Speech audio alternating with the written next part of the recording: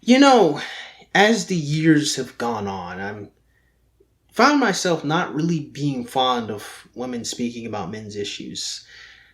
Not because I don't think that they can be correct or an asset, but it seems that usually their motivations are a little bit selfish. And if not selfish, a little bit short-sighted. Alright, fine. If not a little bit short-sighted, a little bit self-absorbed. Essentially, it seems not always, and it really isn't always, and I do genuinely mean not always. I do mean that. I'm not kidding. I'm really not. But it does seem a lot of the time when some women do decide to come to the manosphere and the red pill talking spaces, a lot of the time their motivations is to make sure that they can maintain men's drive and desire to make their lives better, not them being motivated by their desire to make men's lives better. In other words, again, they come into the manosphere selfishly instead of selflessly. They're not trying to help these young men not be lonely and help these men have a better self-esteem about themselves because it's good for their own sake, but because it's good for women's sake. Now, RealFem Sapien is someone that's kind of risen through the rubble, right? And she kind of sprinkles in a lot of this throughout her content. I found it rather difficult to kind of respond to something particular because, again, it's really long. But this here actually just popped up randomly. I'm going to just let this one play out. Let you guys see why I might have taken just a little bit of umbrage with it, yes. I've been watching and thinking a lot about church in all the churches that I've gone to, and my general observation of the men. Christian dating is a nightmare. Christian dating is a nightmare because there's like only betas to choose from. We have a feminized church. Honestly, sometimes there's only one man in the entire congregation that's actually masculine. Like, really think about that. Like, these women don't have a healthy fear of their husbands, and they're controlling their husbands via scripture. And the idea is just security, security, security. And I'm just not convinced that this was God's design for man and woman. For you to be a plow horse, you just provide, because you don't even protect, because you need to be physically strong to protect. Like, you need to be able to end a threat that enters your home. Point blank. So why do we pretend that we don't have the great equalizer of firearms in the 21st century? Okay, fine, my bad, that's just me being snide.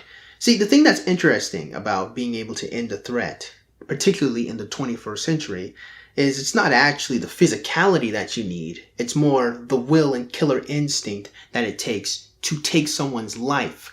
That is not something that gets cultivated just because you have a nice, strong, athletic body. It's something that gets cultivated in virtue and understanding what's important, your family, your role in your job. The reality is, I'm going to be 100% honest with you, women seem to not understand men as people, generally speaking. For some odd reason, when they use their ability to compartmentalize, it's always a dichotomy. Alpha, beta. For some odd reason, women cannot combine the idea that a beta to her is an alpha to other men. In reality, alpha and beta as concepts or as a dichotomy is ridiculously stupid when you start applying it to humans. Reality, what these words are is dominant and aggressive and or strong, weak, submissive, and I guess, yeah, I could say weak-willed, but I'm pretty sure there's another word in my mind I just don't remember. The long and short of it is, what women can't reconcile or they can't recognize is that the same man can have both these traits in different contexts. What does that mean? Well, it's rather simple. A man that capitulates to his wife does not mean that that same man will not kill snakes if it gets into their house. It doesn't mean that that man won't shoot an invader dead. It doesn't mean that that man does not have the strength of character to stop or protect the people that are hurting them. It also doesn't mean that this man lacks the wisdom he needs to help his children grow up to be wise, intelligent people, or at least mentally strong people that know that they're valued and respected. While it might be true that you can find a so-called beta weak-willed man to also be someone that doesn't really have strength or virtue or anything like that, The same cannot be said that alpha dominant men like Andrew Tate are the ones that have virtue. That's not reality, and that's a bit stupid. It's a bit silly. The long and short of it is, if a man is listening to his wife, it's probably because he cares about her and he wants her to be happy. If the woman is taking advantage of that, that's her vice, not the man's. For some odd reason, we look at this dynamic, a dynamic where a woman is taking advantage of her power over the social sphere, as something that is the man's fault. The man did something wrong here because he did not assert his dominance. This is stupid. It's stupid because a man can kill a woman with his bare hand if he wanted to. That man is exerting his virtue. The simple virtue of restraint. Understanding that men can end a woman's entire existence if they really wanted to. If women don't respect that, that's not men's fault. Because men shouldn't be people that have to beat the nonsense out of women to get them to act right. Women should appreciate the fact that a man loves them and wants to protect them and care for them. That a man does not want his home to be a battleground. That a man does not want his home to be one that is miserable. A woman should be working hard to make sure that the both of them enjoy each other's presence as much as that man does. It's ridiculous to sit here and try to say that this is the fault of being a beta if a woman doesn't have the fucking maturity to be an adult and work in her relationships. Men shouldn't have to force women to act like people. That's ridiculous. Truly. Let's go back a little bit, right? There is a particular context here we're missing, correct? About church, in all the churches that I've gone to, and my general observation of the men, Christian dating is a nightmare. Christian dating is a nightmare because there's like only betas to choose from. We have a feminized church.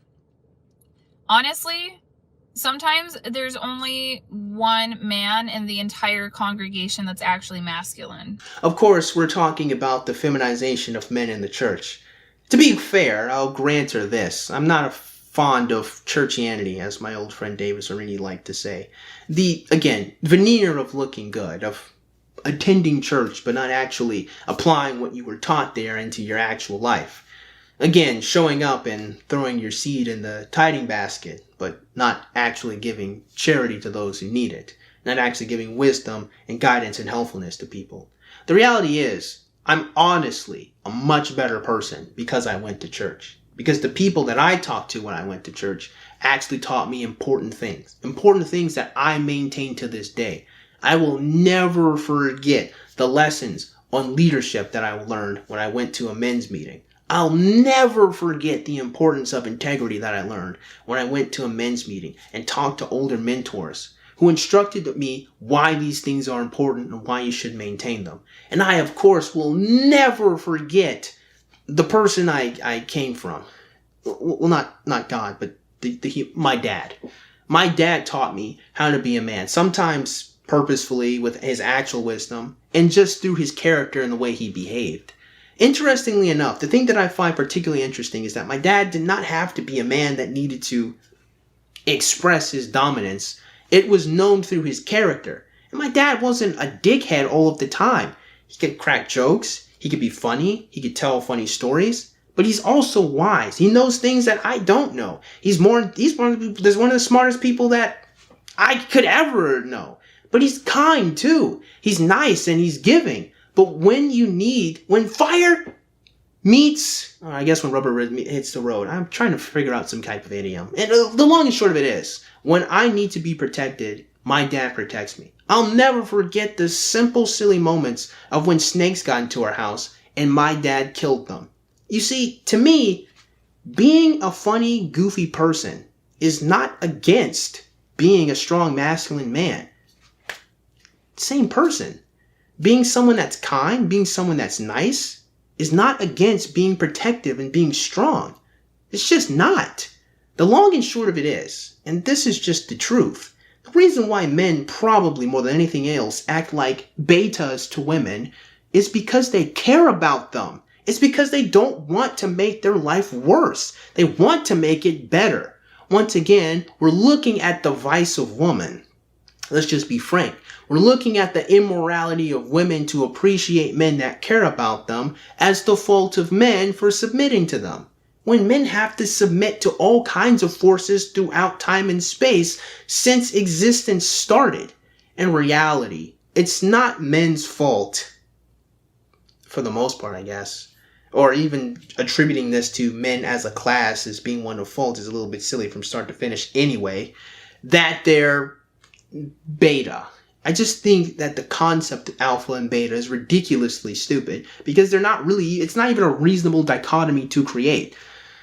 The long and short of it is this. To summarize, this video exists from RealFem Sapien, not mine, to besmirch men. It just does. It does exist to just put down men in the church. And it does just exist to put down so-called beta men. It doesn't do anything. Not just because it's a short clip that isn't actually about like any like philosophy or any real critical thinking that is a little bit lacking from her a lot of the time, but also because it just is there to make men feel bad so they can change and operate in the way she wants them to operate. But the way she wants them to operate is not in a manner of virtue, it's not in a manner of kindness, it's not in a manner of being any considerate or intelligent person that has the strength and resolve to keep the people he loves safe. That's not what it's about. It's about being alpha. Is that what alphas do? Well, in reality, yes. Is that what alphas do on the internet and all the bullshit that they spew? Well, you and I both know that ain't the case. In reality, a lot of the whole alpha male BS that you find on the internet is a whole bunch of bravado, braggadocio, and BS. Seldom do these men ever talk about actually having strong communities or being with people and protecting people and loving them. I have to give this one at least to Hamza. At least Hamza does. At least Hamza tries. I mean, he might miss the mark on some things, but at least he tries. RealFem Sapien? Of course that's not what she's going to be attempting or trying to do. And to be honest with you, it's not really even, I would honestly say, her role from start to finish. So I guess I can't be too hard on her on that one.